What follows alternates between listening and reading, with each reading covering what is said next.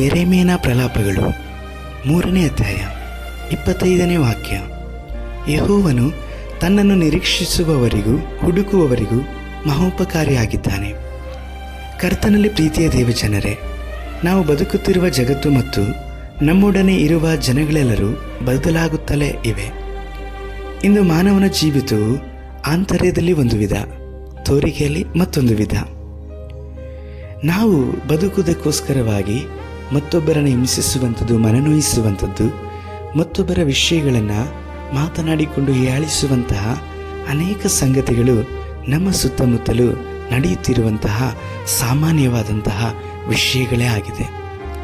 ಇಂದು ನಮ್ಮ ಪರಿಸ್ಥಿತಿಗಳು ಅಥವಾ ನಿಮ್ಮ ಜೀವಿತವು ಅನೇಕರ ಬಾಯಿಗೆ ಆಹಾರವಾಗಿರಬಹುದು, ಅನೇಕರ ಸಂತೋಷಕ್ಕೆ ಕಾರಣವಾಗಿರಬಹುದು.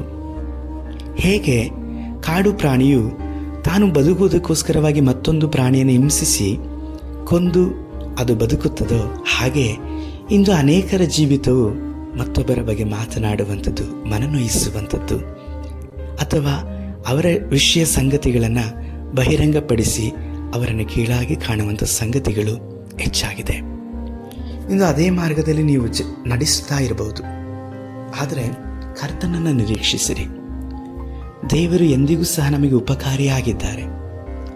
ನಾವು ಮನುಷ್ಯರ ಪ್ರೀತಿಯನ್ನು ಹುಡುಕಿ ಹೋಗಿ ಅದರಿಂದ ಮೋಸ ಹೋಗಿ ಸೋತು ಹೋಗಿರಬಹುದು. ಆದರೆ ದೇವರ ಪ್ರೀತಿಯನ್ನು ಹುಡುಕ್ರಿ. ದೇವರಾಗಿರುವಂಥ ಯೇಸು ಕರ್ತನ ಪ್ರೀತಿಯನ್ನು ಹುಡುಕುವಂಥವರಿಗೆ ನಿರೀಕ್ಷೆ ಉಂಟು. ಮಾತ್ರವಲ್ಲದೆ ಉಪಕಾರಗಳನ್ನು ಆತನು ಮಾಡುವವರಾಗಿದ್ದಾರೆ.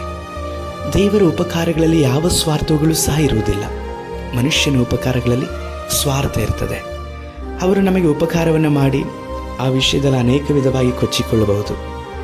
ಆದರೆ ದೇವರು ಮಾಡಿದ ಉಪಕಾರಗಳು ಅಥವಾ ಎಂದಿಗೂ ಸಹ ನಮ್ಮನ್ನು ನಿಲ್ಲಿಸುವಂಥದ್ದಾಗಿದೆ, ನಮ್ಮನ್ನು ಪ್ರೋತ್ಸಾಹಿಸುವಂಥದ್ದಾಗಿದೆ. ಆದ್ದರಿಂದ ನಾವು ದೇವರನ್ನು ಹುಡುಕುವ, ಆತನ ಮೇಲೆ ನಿರೀಕ್ಷೆ ಇಡುವ. ಆತನು ನಮಗೆ ಮಹಾ ಉಪಕಾರಗಳನ್ನು ಮಾಡುವಂಥ ದೇವರಾಗಿದ್ದಾರೆ. ನಮ್ಮ ಸರ್ವಶಕ್ತನಾದ ದೇವರೇ, ಅನೇಕ ಜನಗಳ ಹಿಂದೆ ಹೋಗಿ ಅವಮಾನದಲ್ಲಿಯೂ ನಿಂದೆಯಲ್ಲಿಯೂ ತಮ್ಮ ನಿರೀಕ್ಷೆಯನ್ನೇ ಕಳೆದುಕೊಂಡಿರುವಂತಹ ಜನಗಳಿಗೆ ನೀವು ನಿರೀಕ್ಷೆಯನ್ನು ಹುಟ್ಟಿಸುವಂಥ ದೇವರಾಗಿದ್ದೀರಿ ಅಪ್ಪ. ಮಾತ್ರವಲ್ಲದೆ ಅವರಿಗೆ ಮಹೋಪಕಾರಗಳನ್ನು ಮಾಡುವವರಾಗಿದ್ದೀರಿ. ನಮ್ಮ ರಕ್ಷಕನಾದ ಯೇಸು ಕರ್ತನ ನಾಮದಲ್ಲಿ ಒಬ್ಬೊಬ್ಬರ ಜೀವಿತವನ್ನು ನೀವು ಉದ್ಧರಿಸಿ ನಡೆಸಿರಿ. ಯೇಸು ಕರ್ತನ ನಾಮದಲ್ಲಿ ತಂದೆಯೇ, ಆಮೇಲೆ.